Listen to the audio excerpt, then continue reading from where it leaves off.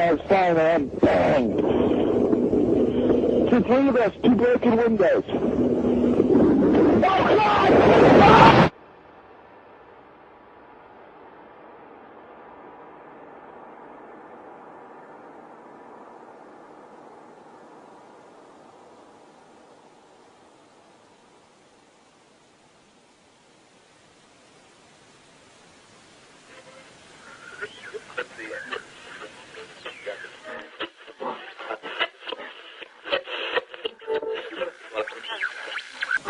When hostilities commenced in Europe in 1939, it was realized that the American people had no intention of entering the war.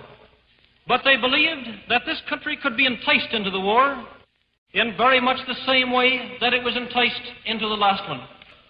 They planned, first, to prepare the United States for foreign war under the guise of American defense. Second, to involve us in the war step by step without our realization. Third, to create a series of incidents which would force us into the actual conflict. These plans were, of course, to be covered and assisted by the full power of their propaganda. Our theaters soon became filled with plays portraying the glory of war.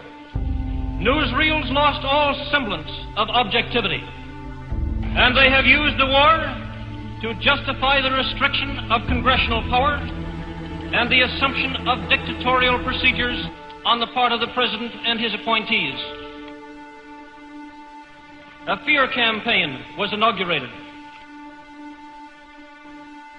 We cannot allow the natural passions and prejudices of other peoples to lead our country to destruction.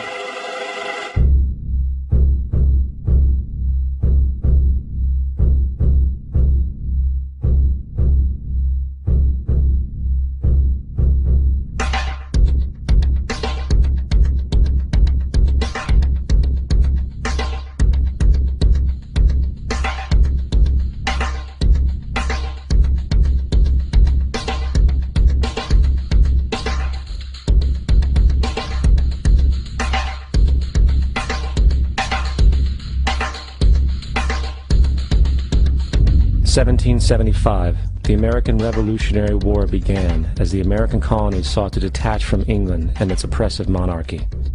Though many reasons are cited for the revolution, one in particular sticks out as the prime cause: that King George III of England outlawed the interest-free, independent currency the colonies were producing and using for themselves, in turn forcing them to borrow money from the Central Bank of England at interest, immediately putting the colonies into debt.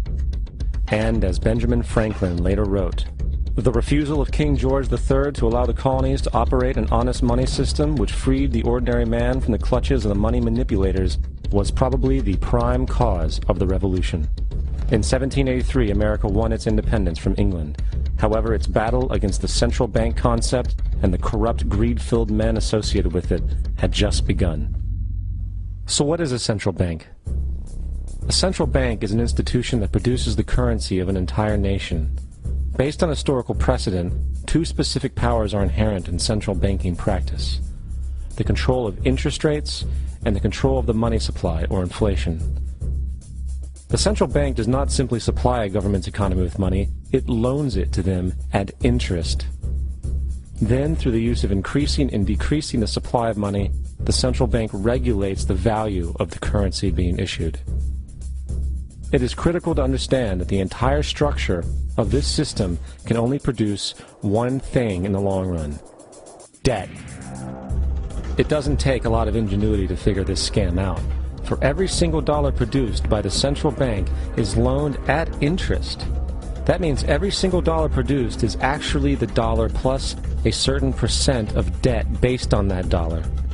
And since the central bank has the monopoly over the production of the currency for the entire country, and they loan each dollar out with immediate debt attached to it, where does the money to pay for the debt come from?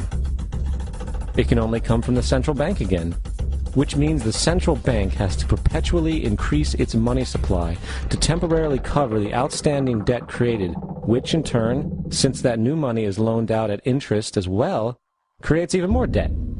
The end result of this system without fail is slavery, for it is impossible for the government and thus the public to ever come out of the self-generating debt. The founding fathers of this country were well aware of this.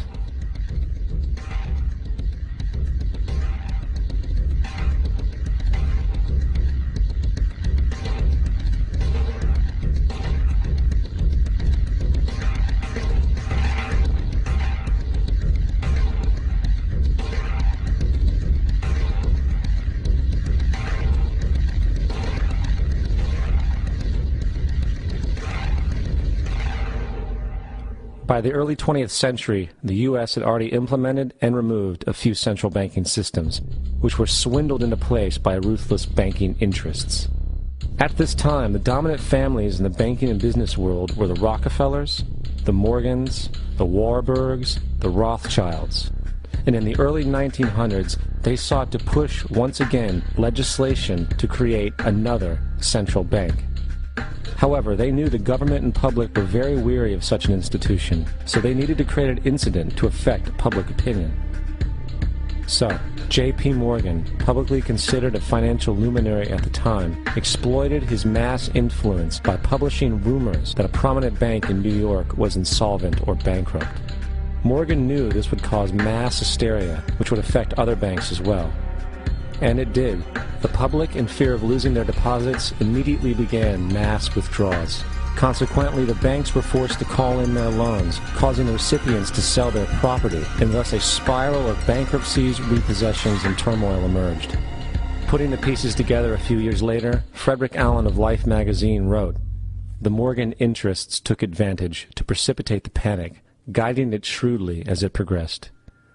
Unaware of the fraud, the Panic of 1907 led to a congressional investigation headed by Senator Nelson Aldrich, who had intimate ties to the banking cartels and later became part of the Rockefeller family through marriage.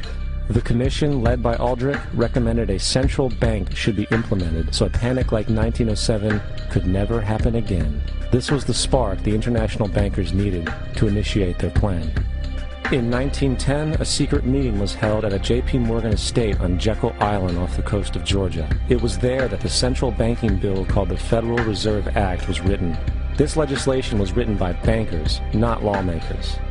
This meeting was so secretive, so concealed from government and public knowledge that the 10 or so figures who attended disguised their names when en route to the island. After this bill was constructed, it was then handed over to their political frontman, Senator Nelson Aldrich, to push through Congress. And in 1913, with heavy political sponsorship by the bankers, Woodrow Wilson became president, having already agreed to sign the Federal Reserve Act in exchange for campaign support. And 2 days before Christmas, when most of Congress was at home with their families, the Federal Reserve Act was voted in, and Wilson in turn made it law. Later, Woodrow Wilson wrote, in regret,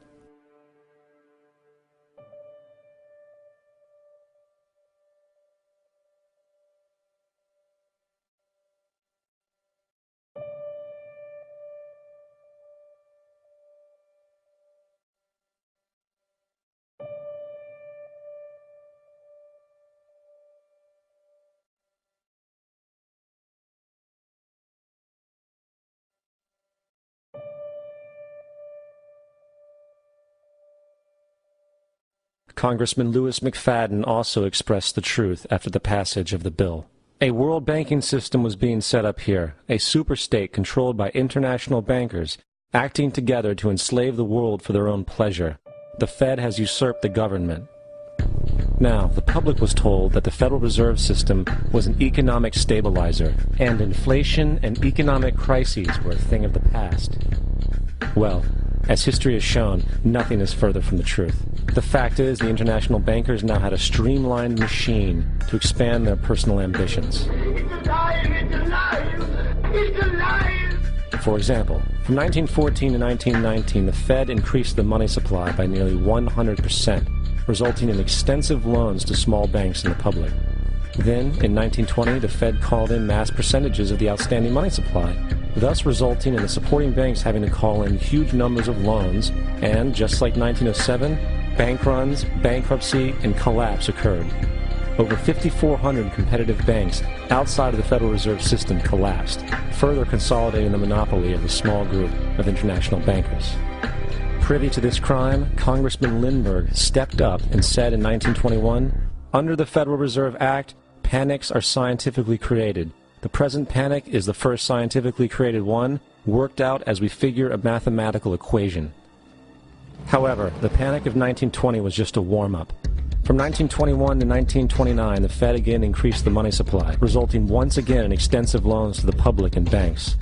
There was also a fairly new type of loan called a margin loan in the stock market. Very simply, the margin loan allowed an investor to put down only 10% of a stock's price, with the other 90% being loaned through the broker. In other words, a person could own $1,000 worth of stock with only $100 down. This method was very popular in the roaring 1920s, as everyone seemed to be making money in the market.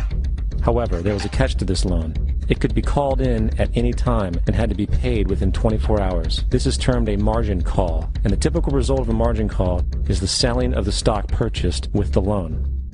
So, a few months before October in 1929, J.D. Rockefeller, Bernard Baruch, and other insiders quietly exited the market, and on October 24, 1929, the New York financiers who furnished the margin loans started calling them in masse. This sparked an instantaneous, massive sell-off in the market, for everyone had to cover the margin loans. It then triggered mass bank runs for the same reason, in turn collapsing over 16,000 banks, enabling the conspiring international bankers to not only buy up rival banks at a discount, but to also buy up whole corporations at pennies on the dollar. It was the greatest robbery in American history. But that didn't stop there. Rather than expanding the money supply in order to recover from this economic collapse, the Fed actually contracted it, fueling one of the largest depressions in history. Once again outraged, Congressman Louis McFadden, a longtime opponent of the banking cartels, began bringing impeachment proceedings against the Federal Reserve Board, saying of the crash and depression, "It was a carefully contrived occurrence. International bankers sought to bring about a condition of despair so that they might emerge the rulers of us all." Not surprisingly, and after 2 previous assassination attempts, McFadden was poisoned at a banquet before he could push for the impeachment. Now, having reduced the society to squalor, the Federal Reserve bankers decided that the gold standard should be removed. In order to do this, they needed to acquire the remaining gold in the system. So, under the pretense of helping to end the Depression, came the 1933 gold seizure. Under the threat of imprisonment for 10 years, everyone in America was required to turn in all gold bullion to the Treasury, essentially robbing the public of what little wealth they had left. And at the end of 1933, the gold standard was abolished. If you look at a dollar bill from before 1933, it says it is redeemable in gold. You look at a dollar bill today, it says it is legal tender, which means it is backed by absolutely nothing. It is worthless paper. The only thing that gives our money value is how much of it is in circulation. Therefore, the power to regulate the money supply is also the power to regulate its value, which is also the power to bring entire economies and societies to its knees.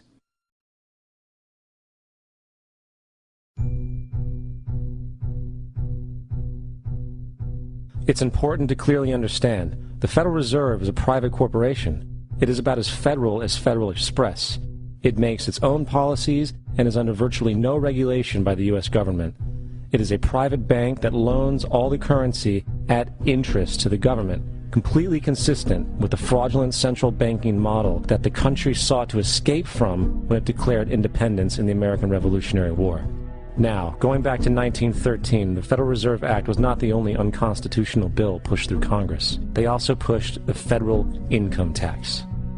It's worthwhile to point out that the American public's ignorance towards the federal income tax is a testament to how dumbed down and oblivious the American population really is. First of all, the federal income tax is completely unconstitutional, as it is a direct, unapportioned tax. All direct taxes have to be apportioned to be legal based on the Constitution. Secondly, the required number of states in order to ratify the amendment to allow the income tax was never met, and this has even been cited in modern court cases.